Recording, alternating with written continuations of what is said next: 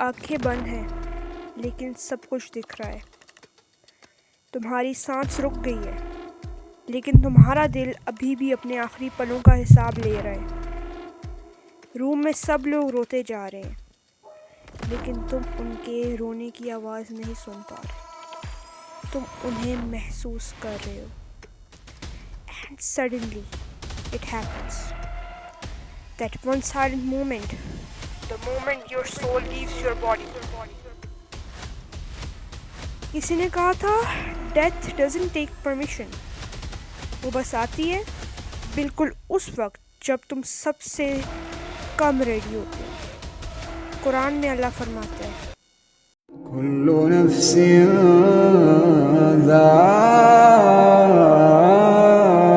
ذائقة الموت. لیکن ہم یہ بات تب تک نہیں سمجھتے جب تک ہم خود اس موڑ پر نہیں پہنچتے. تمہاری روح ابھی بھی تمہارے جسم سے الگ ہوئی ہے. تمہارا چہرہ وہی ہے لیکن اس پہ زندگی کا نور نہیں رہا. موت کا سکون ہے. لوگ کہہ رہے ہیں انا للہ و انا الیہ راجعون، پر تم سن نہیں رہے. تم دیکھ رہے ہو اپنی ماں کے آنسو، اپنے بھائی کا رونا اور اپنے بہن کی چیخیں. تم سب کچھ دیکھ رہے ہو لیکن کچھ کر نہیں پا رہے. You try to move your hand but your hand doesn't move. You try to scream but your lips are sealed. You realize you are trapped between two worlds. ایک عجیب خاموشی چھا گئی ہے. آس پاس ہر چیز رک سی گئی ہے اور تم سوچ رہے ہو کیا میں سچ میں مر گیا ہوں.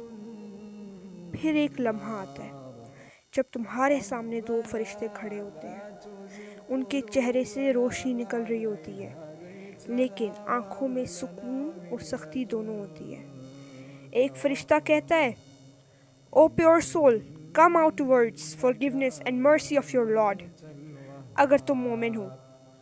لیکن اگر تم گناہگار ہو تو دوسرا فرشتہ پکارتا ہے O filthy soul, come out towards the wrath of Allah.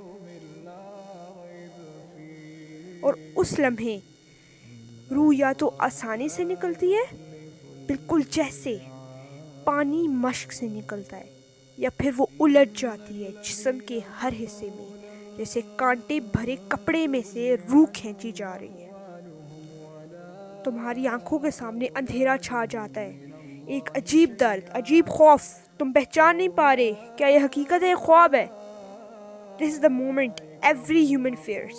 The moment you realize nothing you earned, no fame, no beauty, no power stays with you. You came alone and now you return alone. Quran once again reminds us, you have come to us alone just as we created you the first time. سورۃ الانعام. تمہارا جسم ٹھنڈا پڑ چکا ہے. لوگ تمہیں کفن میں لپیٹ رہے ہیں لیکن ان کے ہاتھ برف جیسے ہیں، لیکن ان کا دل جل رہا ہے. کسی نے کہا تھوڑا سا عطر لگا لو. کسی نے کہا چہرہ کھول دو، آخری دفعہ دیکھ لیں. تمہارا چہرہ کھلا ہے لیکن تم آنکھ نہیں کھول سکتے. یہ وہ لمحہ ہے جب دنیا تمہیں چھوڑ دیتی ہے اور آخرت تمہیں پکڑ لیتی ہے. اب تمہیں کفن میں لپٹا گیا ہے، کندھوں پہ اٹھایا جا رہا ہے. تمہاری روح اوپر سے دیکھ رہی ہے، ہر قدم سے سوچتی ہے کاش میں زیادہ نماز پڑھتا، کاش میں قرآن سمجھتا، کاش میں اپنی ماں سے دور بات نہ کرتا. لیکن اب صرف کاش بچا ہے. ٹائم ختم ہو چکا ہے. You are being taken to the place you'll never leave again, your grave. The earth that once ignored you is now waiting to hug you. And you are lowered down, your body touches the cold sand. Your soul hovers above, trembling because now the questioning begins. قبر کا منہ کھل گیا ہے، لوگ مٹی ڈال رہے ہیں. کسی نے کہا اس کے لیے دعا کرو، اور تم سوچ رہے ہو کیا یہی اینڈ ہے. But no, this is where it all begins. پھر تمہاری روح کو واپس تمہارے جسم میں ڈال دیا جاتا ہے. تم آنکھ کھولتے ہو لیکن اب تمہارے آس پاس صرف اندھیرا ہے، صرف اندھیرا. کانوں میں مٹی گرنے کی آواز، دل میں ایک تھرتھراہٹ.